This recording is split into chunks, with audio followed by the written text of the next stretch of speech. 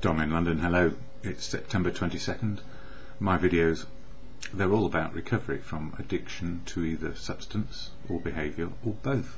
My addictive substance, alcohol, the most freely available one on the planet, I guess. Depending where you live, I guess, too. Maybe it's not so available in some parts of the world, or it's been taxed to the point where it's no longer a pleasure. Anyway, I am sober today and have been for a while. But equally, behaviour around people, places, things drove me scatty, trying to fit in, trying to be included, and I suspect trying to be the very best I could, struggling with perfection, which is certainly something I never achieved. So, addicted to alcohol, addicted to behaviour around people, places and things, and wondering why my life felt like I could never keep up. I was always busy, on the go, working as hard as I possibly could, following the career that was asked of me most often.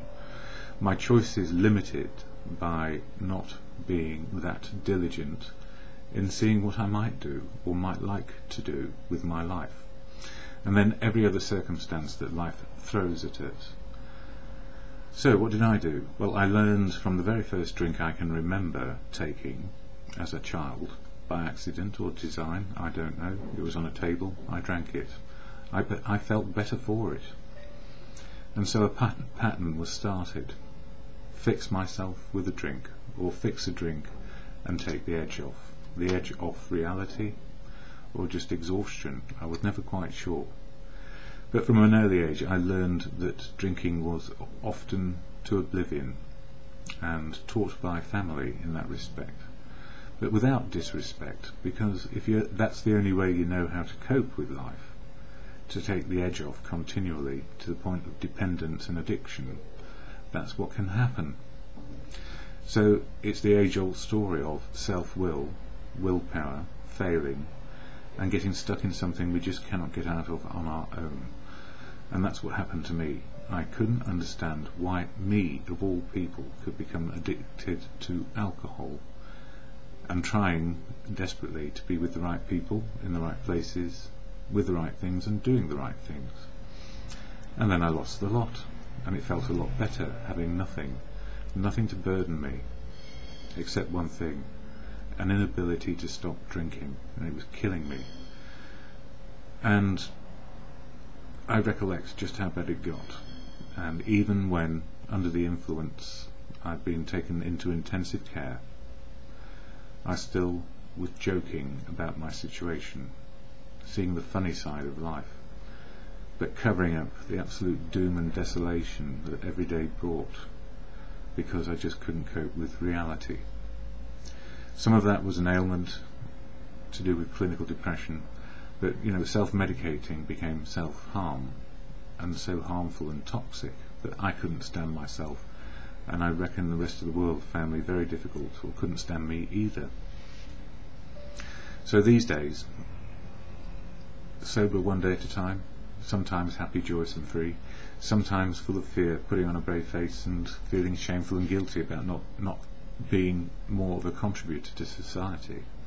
I don't know why that happens, except that I'm human, and if these things go to extremes beyond any foundation in reality, extreme happiness or extreme fear, I need the help of others around me to put me back on track, or help me get back on track.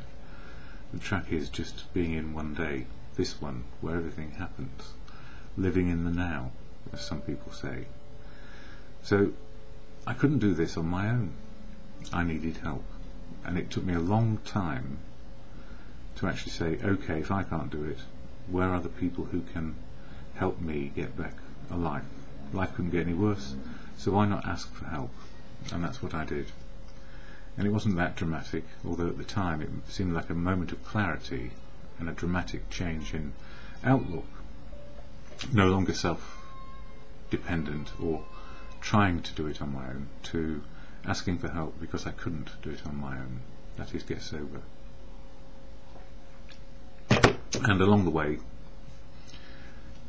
I would ask for help from anyone in the end, and medical professional people who said, we need to get you dry first, but don't do it on your own. Come in for 3 weeks to a drying out clinic which was run by a charity, and then see what we can do after that. And whilst I was there, I saw other people in the same situation as me, completely driven mad by drink, insane behaviour. And even there, people would go out, have another drink, and be told they couldn't come back in, because if you let people back in who are drunk, it can set the rest of the population of that drying out clinic into the same boat as yourself, back in an ocean of alcohol. But the good news was that it did actually start me understanding that there was a fellowship that could help me, and that fellowship is Alcoholics Anonymous, and it's anonymous for a very good reason. Inside it, in the meetings and groups of AA, people retain their anonymity from the outside world, and anonymity is sacrosanct, so that we can find out the truth of who we are and what to do about our situation.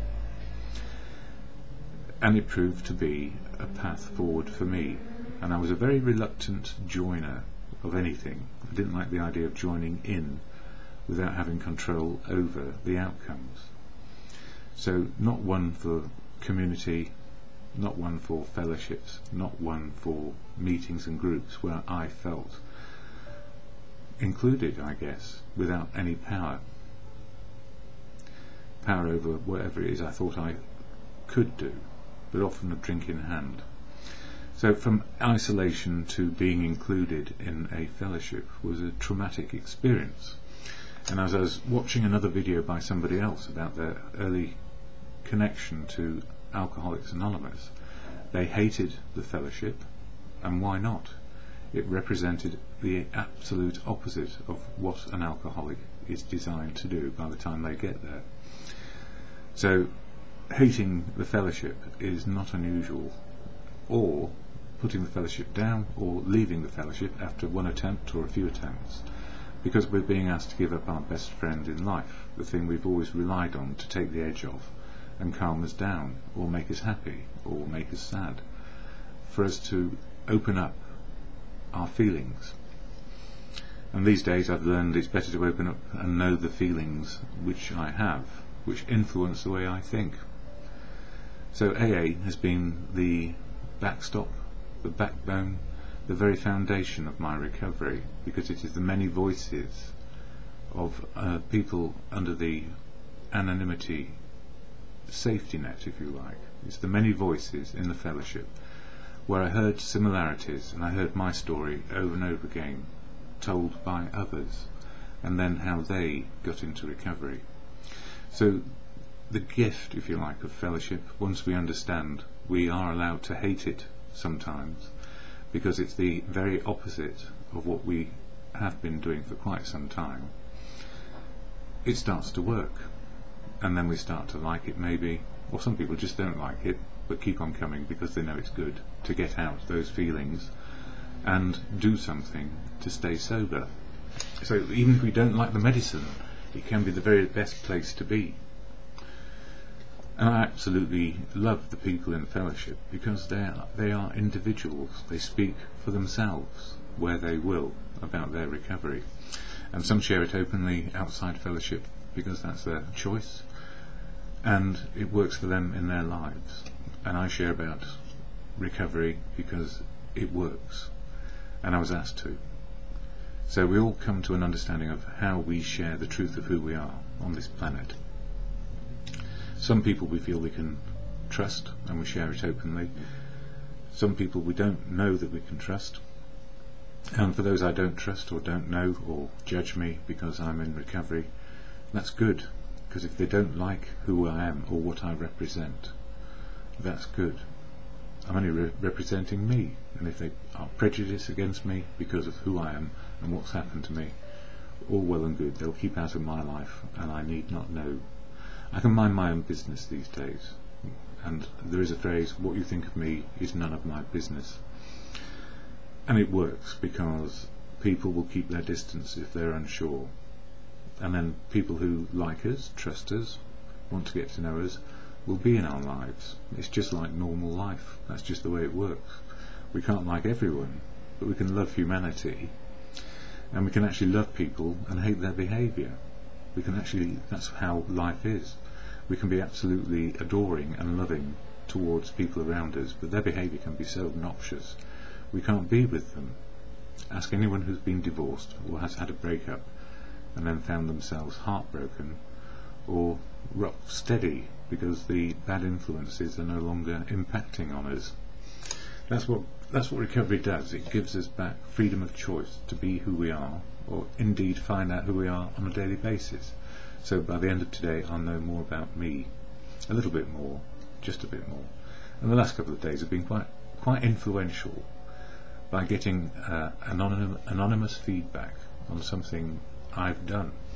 And I didn't like it, because how could I be that person who was disturbing others' peaceful enjoyment of where they live? I'd have my TV on too loud. But the feedback was anonymous, and then I spent half a day trying to work out who have I offended over this, and it matters not in the end. It just means turn my TV down or use the headphones, which I now have. And that's it. Something as simple as that could start off a feud in the neighbourhood over my behaviour and other people's behaviour.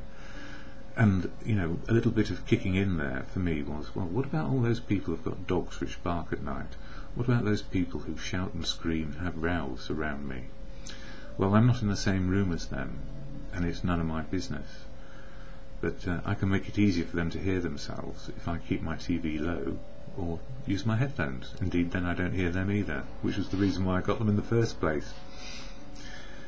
Little things like that is how the fellowship program works. It makes us aware of our impact on others.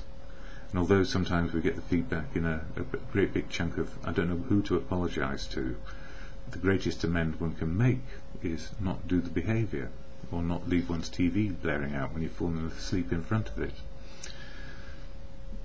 Now, this is all very relevant because this is September, and September in the fellowship program for me is all about step 9. And in this book, which I should just get off the shelf, Daily Reflections, I shall talk about that in a few minutes. But first, the AA preamble, which I share near the beginning of my videos.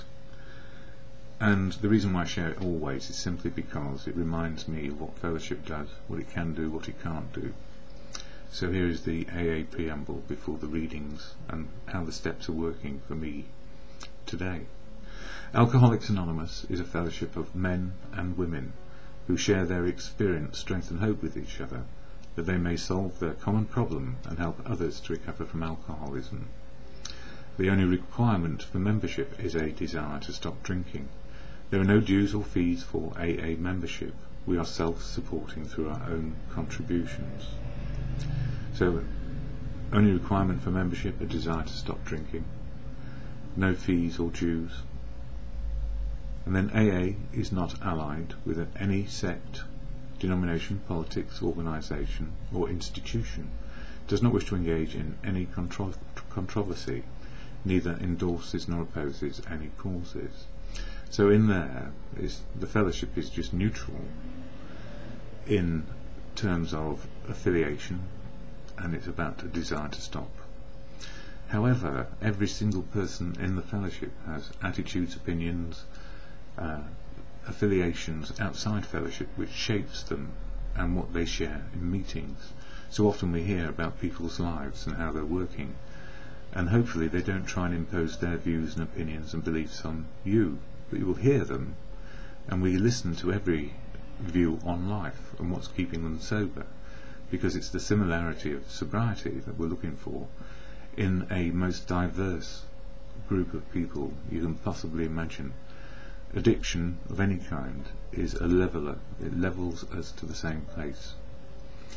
And it doesn't matter whether you live in a boardroom or a big house, a small house, or have no house at all, or whether you can read or write or do anything.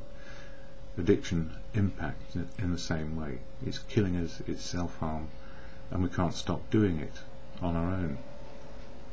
Or if we do stop, we're just hanging on for grim death, which is just not good.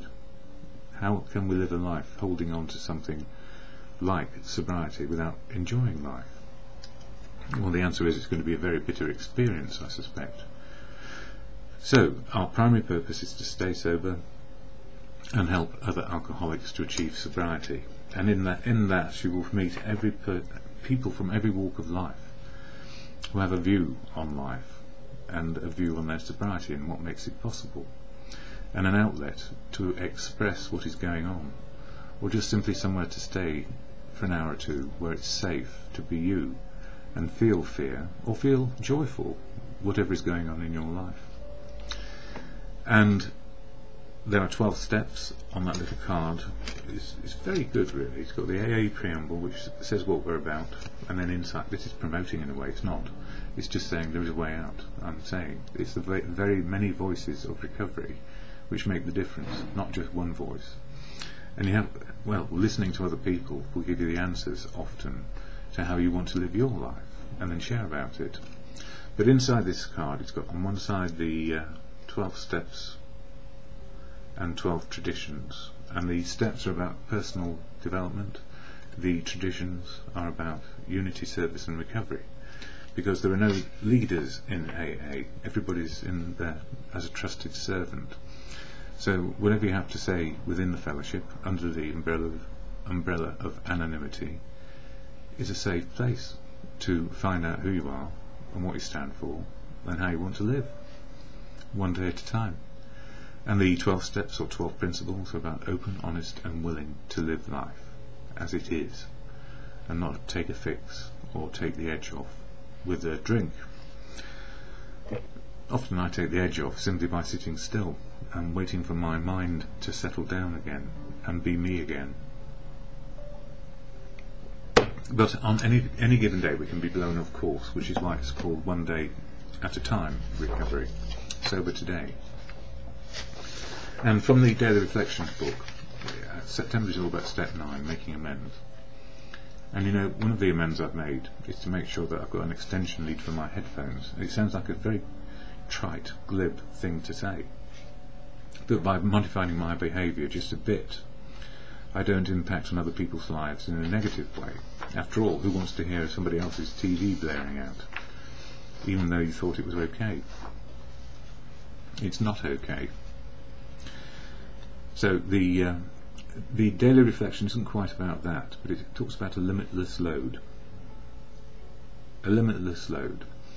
Like a gaunt prospector, belt drawn in over the last ounce of food, our pick struck gold. And last ounce of alcohol in my case. My pick didn't strike gold immediately, I ran away for a bit. Joy at our release from a lifetime of frustration knew no bounds. And this came as I started to say, it's okay to be me, it's okay to stay here, it's okay to find out what's making it okay for other people. Starting to talk to other people when I hadn't been talking to anyone for quite a while.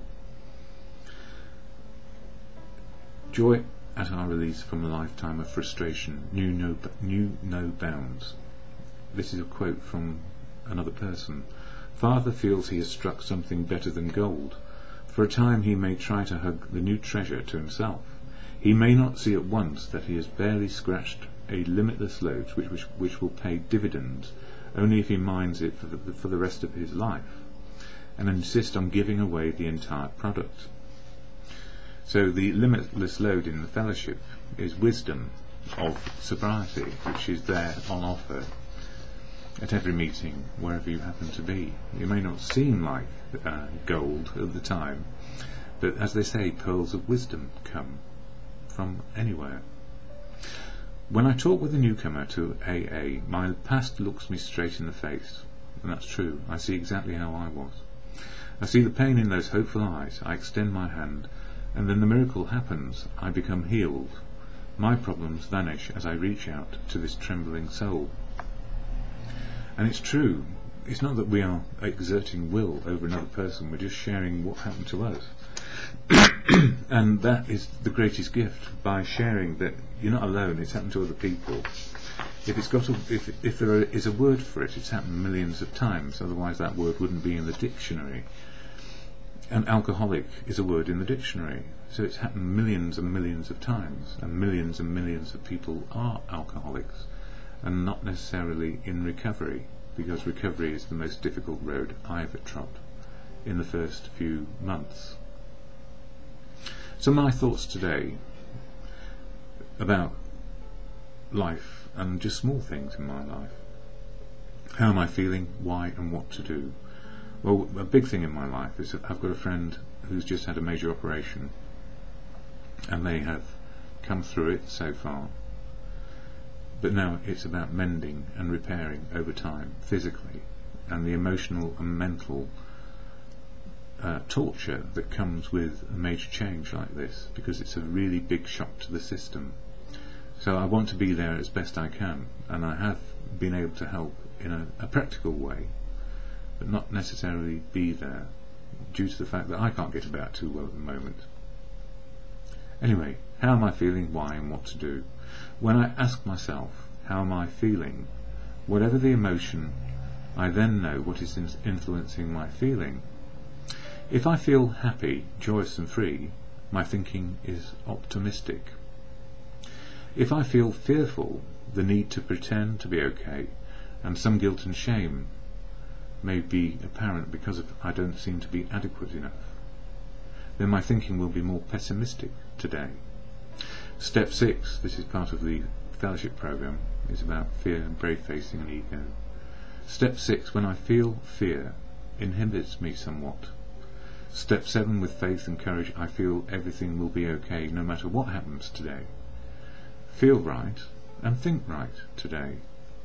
So feelings do actually impact on the way we think. So if we feel got at, I feel undermined, fear may emerge, and my thinking will be about how to get around it, ignore it, deny it, or maybe accept it and say, okay, I've done something which is unacceptable to another person, do something positive, which in the case of headphones is a good example.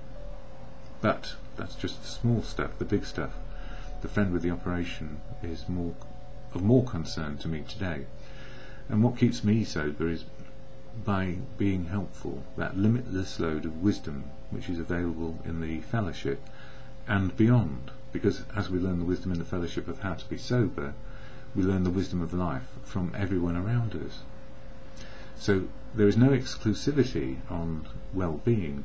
It's not founded just in fellowship, it's founded in real life as it is today. The phrase at sixes and sevens, meaning a state of total confusion and disorder, or of disagreement between two parties, or between parties. Interesting that this old phrase fits with the steps, step 6 and 7, at sixes and sevens. We do need enough fear to be careful, we do need enough faith to keep on going in times of uncertainty, enough doubt to keep sharp, enough confidence to see us through the unknown. We can be at sixes and sevens with ourselves as well as everyone around us. And everyone around us can be at sixes and sevens, on the one hand fearful of what's going on, yet having enough faith to keep on going and to be part of, and to hope for the best outcome that is possible and realistic. What a change around. So instead of living in fear of being found out, sorry, I am in great pain. Slip disc. Anyway, but I can keep on going. So physical pain, but I have hope and I can smile. Oh. You know, we are contradictions, human walking contradictions, with all these feelings which influence our thinking. If I felt that I had to live through this for a lifetime, this pain, I know it will ease off, because slip discs do ease off to an extent. As long as I don't aggravate them anymore, I can still keep my calm and serenity and accept I can't move too far. Previous years, I think these were just last year, somehow I lost September 22nd and my thoughts, computers and me at sixes and sevens. Yep, from previous years, a resolve to end old thinking patterns and old behaviour is encompassed in step 9 as we make amends. Daily we live the steps. In 6, letting go of old fears, brave facing a brittle ego. In 7, step 7, developing our courage, faith and esteem and the possible today. Every day is new.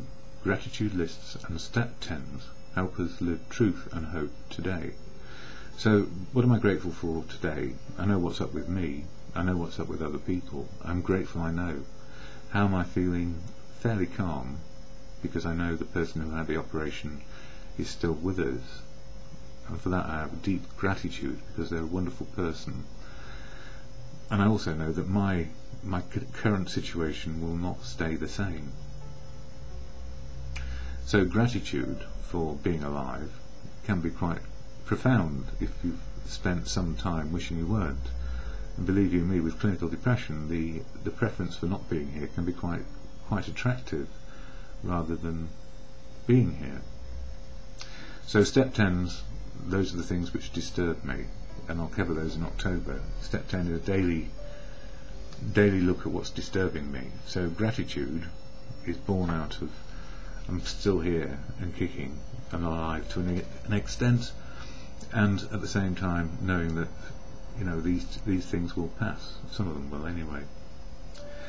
But I need to know and remind myself where I am, who I am, what's going on. So gratitude and what's disturbed me today is the very basis of step 10s.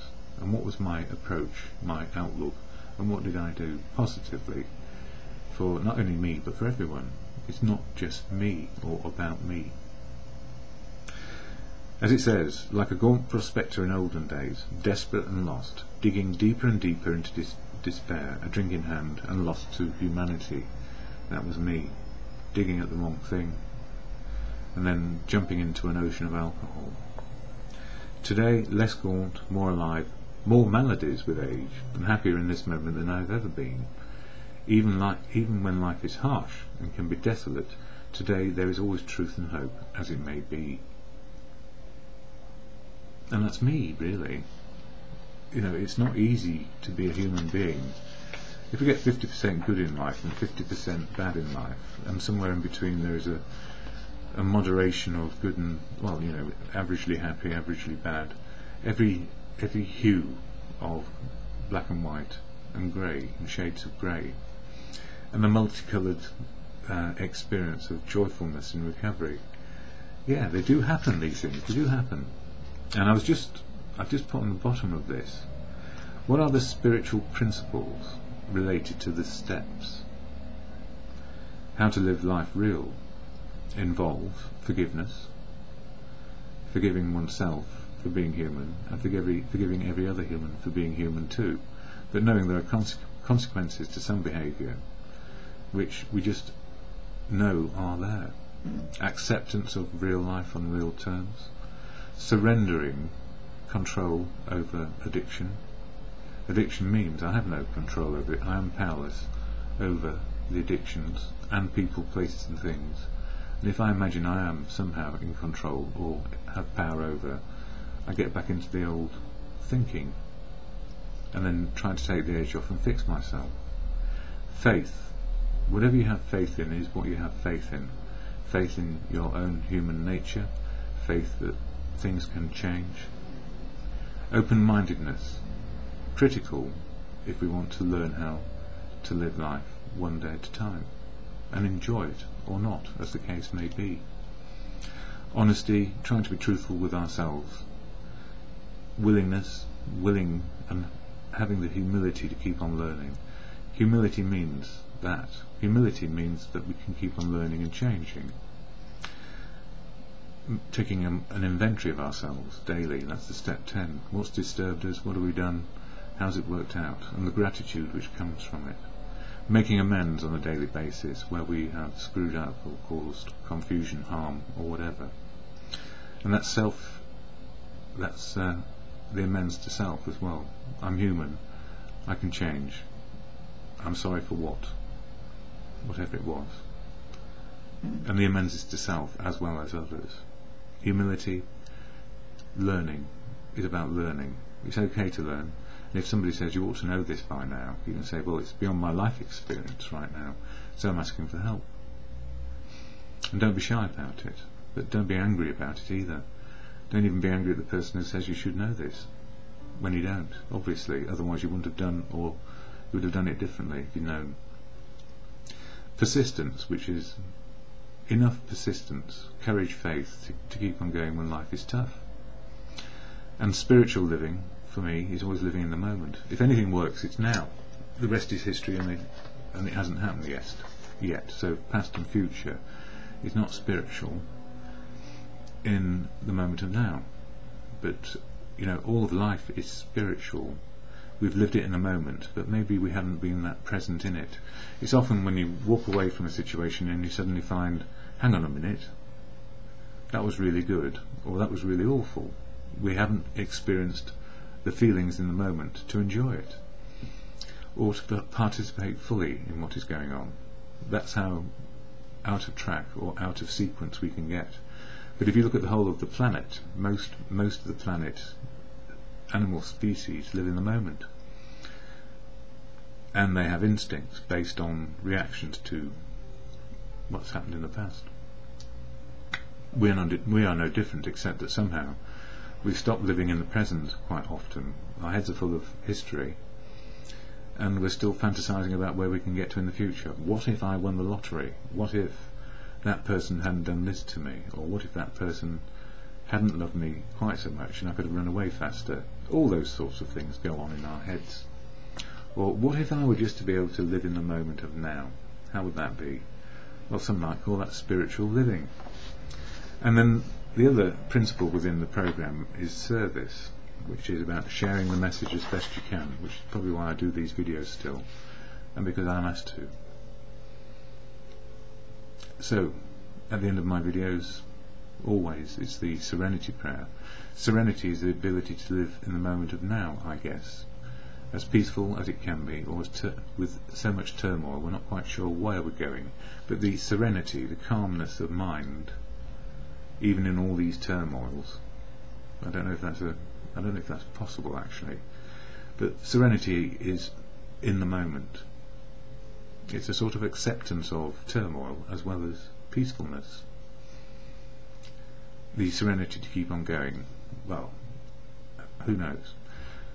You will as you go along. Serenity for me is living in the moment, no matter what, pain or pleasure, or somewhere in between on different levels. Now, the question of God is yours, always yours. So whether you're atheist, agnostic, believer, or you have a very clear-cut understanding that spiritual and religion are together, or that there is simply spiritual living in the moment of now, whatever works for you, this serenity prayer, or exhortation, or simple meditation, is what works often in the moment. So to God, or in good conscience, God, grant me the serenity to accept the things I cannot change, courage to change the things I can, and the wisdom to know the difference. In the moment, I can change me and my attitudes. I can't change you or your attitudes. And I learn the wisdom pretty much in the moment and every day.